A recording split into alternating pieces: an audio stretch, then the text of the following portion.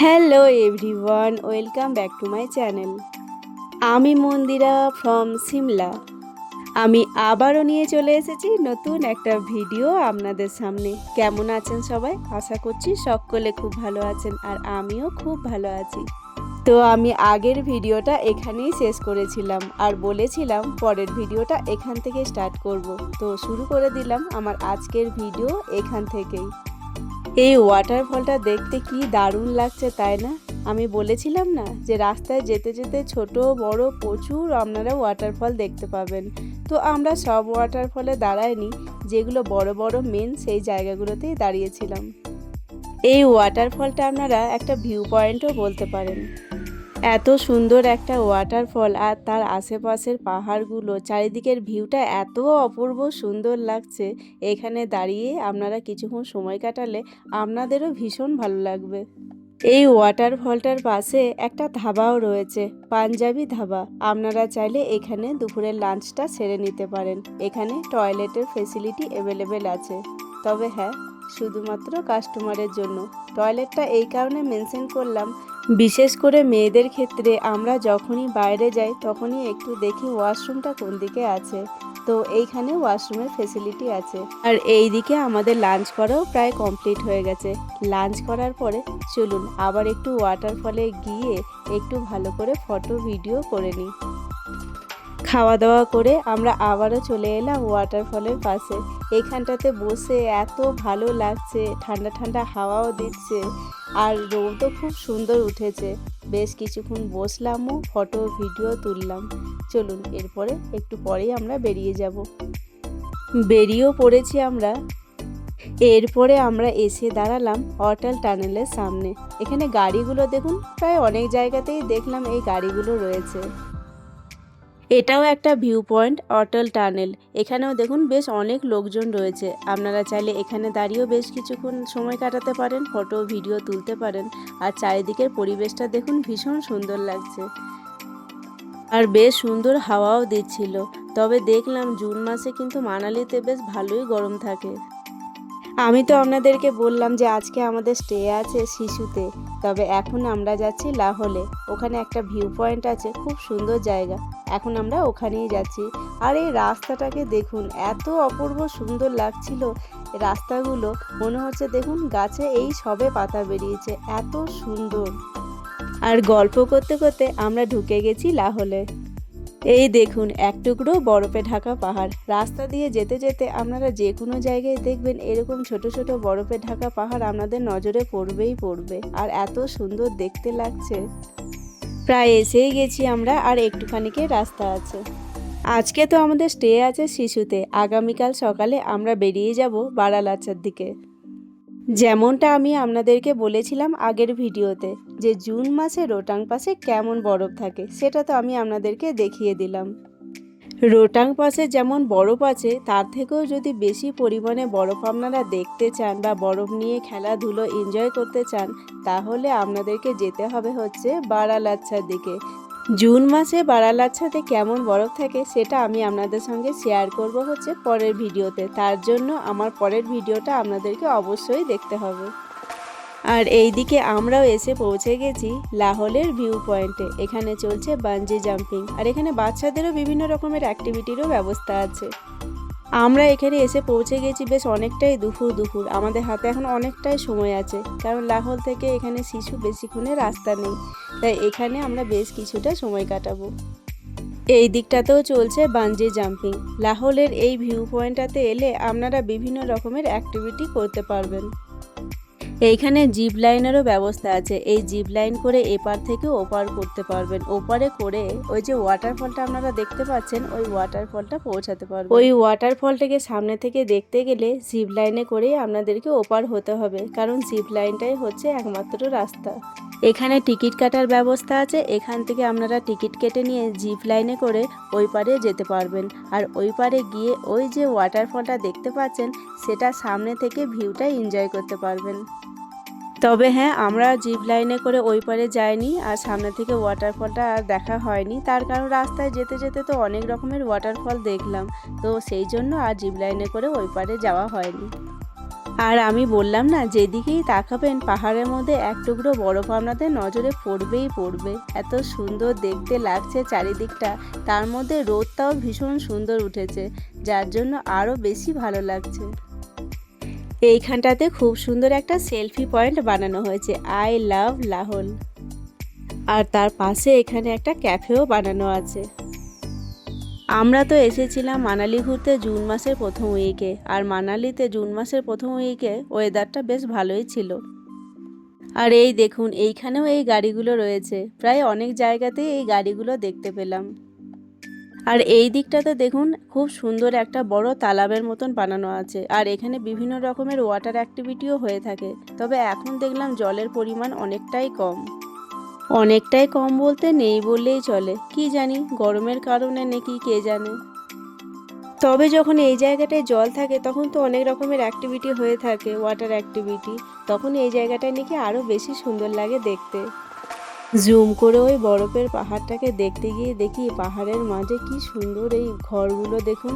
আর এখানেও দেখুন ঘরের মতন বানানো আছে, জানি না এটা কি ঠিক। আর এখানেও দেখুন ঘর রয়েছে। বন্ধুরা, যেহেতু আমি পাহাড়েই থাকি, তো পাহাড় সম্বন্ধে আমি যেটুকু জানি যে বর্ষাকালে পাহাড়ে আসা একদমই ঠিক না। আপনারা চেষ্টা করবেন মে মাসে পাহাড়টা ঘুরে যাওয়ার, বর্ষাকালে পাহাড়টাকে অ্যাভয়েড করবেন, নইলে বর্ষাকালে পাহাড়ে ধস নামার ভয়টা বেশি থাকে। আমরাও এদিকে বেরিয়ে পড়েছি আজকে আমাদের যেখানে নাইট স্টে আছে। চলুন দেখি আজকে আমাদের স্টে কোথায় আছে। আজকে আমাদের স্টে তো শিশুতেই আছে, শিশুর কোন জায়গাতে আছে সেটা আপনাদেরকে দেখিয়ে দিই। আর এই রাস্তাটা দেখছেন, এই রাস্তাটা একটু ন্যারো রাস্তা, আর আমরা পৌঁছে গেছি আমাদের গন্তব্যস্থলে। আজকে আমাদের স্টে আছে এখানে, এটা কোনো হোটেল নয়, এটা হচ্ছে হোমস্টে। এইখান থেকে ভিউটা দেখতে কি অপূর্ব সুন্দর লাগছে দেখুন। এই পড়ন্ত বিকেলে পাহাড়ের ওপরে এক টুকরো বরফ, তার উপরে এত সুন্দর রোদ, মানে মন মুগ্ধ করার মতন। ইনারা হচ্ছেন এই হোমস্টের অনার, এই আঙ্কেল আন্টিরই হোমস্টেটা। এইখানটার পরিবেশটা এত ভালো, আর হাওয়া দিচ্ছে দেখেছেন, গাছের পাতাগুলোকে দেখুন। আর এই জায়গাটায় এসে মনে হচ্ছে নিজের বাড়িতে ফিরে এসেছি, এত সুন্দর পরিবেশ। দিব্যালয়া ইন গেস্ট হাউস এই হোমস্টেটার নাম। না, আমি কোনো প্রমোশন করছি না, আমি যেই জায়গাগুলো ঘুরতে গেছি আর যেই হোটেল বা হোমস্টেগুলোতে ছিলাম তারই ছোট্ট করে ভিডিও আপনাদের সঙ্গে শেয়ার করেছি। এই হোমস্টেটাতে এসে সারাদিনে যে এত ক্লান্তি টায়ার্ডনেস ছিল, সবই যেন এক নিমেষেই চলে গেল। আমরা তো বিকেল এসে পৌঁছে গেছি, এরপরে একটু ফ্রেশ হয়ে ওই যে দেখা যাচ্ছে বুদ্ধ মনিস্ট্রি, ওইখানটাতে আমরা যাব। চলুন এবার ভেতরে গিয়ে জিনিসপত্রগুলো রেখে একটু ফ্রেশ হয়ে চলুন বুদ্ধ মনিস্ট্রিটা ঘুরে আসি। আসলে বাইরের পরিবেশটা এতটাই সুন্দর, মনে হচ্ছে বাইরেটাই কিছুক্ষণ বসি। আর এই দিকটাতে দেখুন, এত সুন্দর সাজানো গোছানো, ভীষণ সুন্দর লাগছে না দেখতে। আর এখানে দেখুন খাবার দাবারের জন্য বসার ব্যবস্থা আছে। চলুন আগে ওপরের দিকটাতে যাই আর রুমে গিয়ে জিনিসপত্রগুলো রাখি। চেক আউটের টাইম দুপুর 12টায়, এটা প্রায় ম্যাক্সিমাম সব হোটেল বা হোমস্টে সবেই থাকে। আর এই হোমস্টেতে থাকলে পুরো বাড়ির ফিল আসে। হ্যাঁ, হোমস্টেতে তো বাড়ির মতনই খাবার দাবার আপনারা পেয়ে যাবেন, তবে হ্যাঁ, আগে থেকে এনাদেরকে বলতে হবে আপনারা কি খেতে চান। আপনারা যেরকম ধরনের খাবার খেতে পছন্দ করেন এনাদেরকে আগে থেকে বললে আপনাদের পছন্দের খাবার বানিয়ে দেবে। আমরা যেমন নিচে থেকে আসার আগে বলে এসেছিলাম 2 কাপ কফির জন্য। একটু ফ্রেশ হয়ে কফি খেয়ে বুদ্ধ মনিস্ট্রিটা একটু ঘুরে আসবো। আর এইখানে দেখলাম প্রত্যেকটা হোটেল বলুন বা হোমস্টে বলুন, কাঠের কাজ কিন্তু খুব সুন্দর করা আছে। কাঠের সিঁড়িগুলো দেখতেও কি সুন্দর লাগছে। বুদ্ধ মনিস্ট্রিটা ঘুরতে যাওয়ার আগে আজকে হোমস্টেটা আমাদের কেমন সেটা আপনাদেরকে ঘুরিয়ে একটু দেখিয়ে দিই। আজকের হোমস্টেটা দেখতে কিন্তু অন্যরকম। আমাদের মনে হচ্ছে একবার এক রকম এক্সপিরিয়েন্স হবে। এই হচ্ছে আমাদের সেকেন্ড দিনের হোটেল, গেস্ট হাউস অ্যাকচুয়ালি, খুব সুন্দর। এইদিকে একটা বেড লাগানো আছে আর এইদিকে একটা বেড লাগানো আছে। আমরা ফ্যামিলি রুম নিয়েছি, সেই কারণে খুব সুন্দর। আর এইটা হচ্ছে ওয়াশরুম।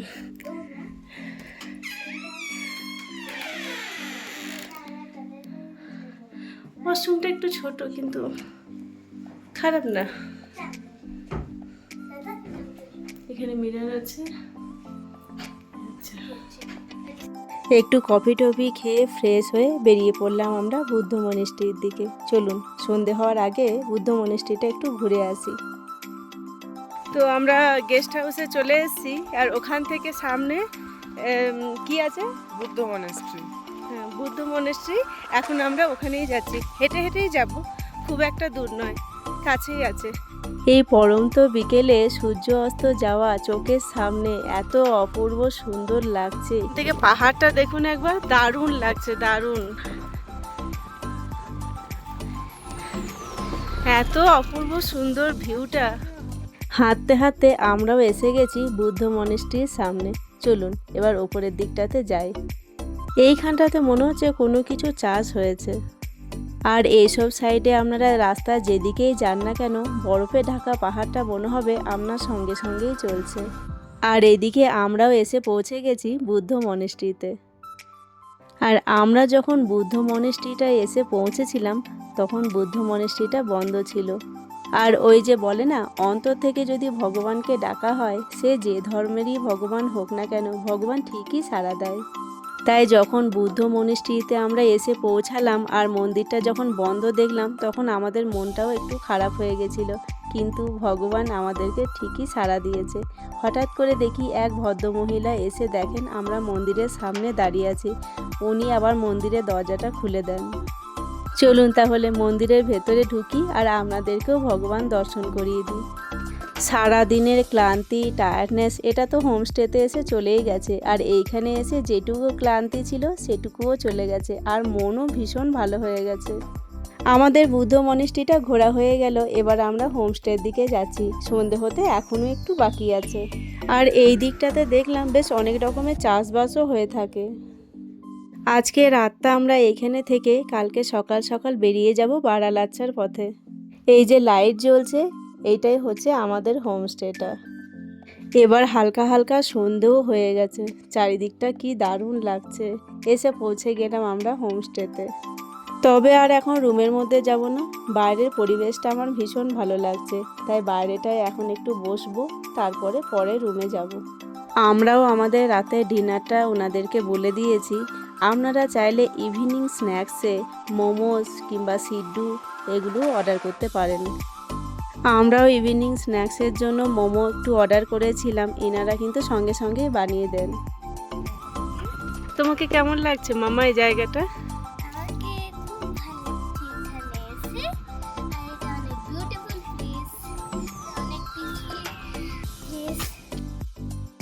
সেই সন্ধ্যে থেকে এখানে বসে আছি, এত ভালো লাগছে, মনেই হচ্ছে না এখান থেকে উঠে রুমের মধ্যে যাই। তবে আর বেশিক্ষণ এইখানে বসবো না, কালকে তো ভোর ভোর আমাদেরকে বেরোতে হবে বারালাচ্চার পথে, নইলে তো এখানে ট্রাফিকের সমস্যা হয়ে যাবে। সন্ধ্যের সময় গেস্ট হাউসের বাইরেটা বেশ সুন্দর দেখতে লাগছে, চারিদিকে লাইট জ্বলছে, বেশ কালারফুল লাগছে। বেশ অনেকক্ষণই বসলাম, চলুন এবার রুমের মধ্যে যাই আর আমাদের ডিনারটা দেখি রেডি হয়েছে কিনা। ডিনার করতে আমাদেরকে অবশ্য নিচেই আসতে হবে। আমরা চলে এসেছি ভেতরের দিকে, আর এইখানে রাতের জন্য ডিনার রেডি হচ্ছে। এই জায়গাটাকে একবার দেখুন, এত সুন্দর সাজানো গোছানো, আর এখানে দেখুন আগুন জ্বালানোরও ব্যবস্থা আছে। এই জায়গাটাকে দেখে মনে হচ্ছে কোনো হোটেল বা রিসর্ট নয়, মনে হচ্ছে নিজের বাড়িতেই রয়েছে, কি তাই না? আর এখানে আমি আন্টিজির সঙ্গে পরিচয় করিয়ে দিলাম। এখানে দেখুন আন্টিজি নিজের হাতে বানিয়েছে তারই কিছু জিনিসপত্র। এই যে টুপি, মাফলার, এইগুলো সব আন্টিজি নিজের হাতে বানিয়েছে, তো এগুলো সবই হোমমেড। अच्छा हाँ, एक बूटा ले लिया। इस को यहाँ से लेना अच्छा, उसके बीच में लेना है। जो सीधे वाला है इसको हाँ, यहाँ से लेना है। अच्छा, उसके फिर ये बीच में लेना मतलब है। मोटा आएगा। तो ये आप क्या बना रहे हैं, माफलर बना रहे हैं या टोपी बना रहे हैं? माफलर बना रहे हैं। कौन सी है? আমিও এখানে আন্টিজির কাছে জিজ্ঞেস করছিলাম যে টুপি বা মামলার কি করে বানাতে হয়, উনি সেটাই বলে দিচ্ছিলেন যে কিভাবে বানাতে হয়।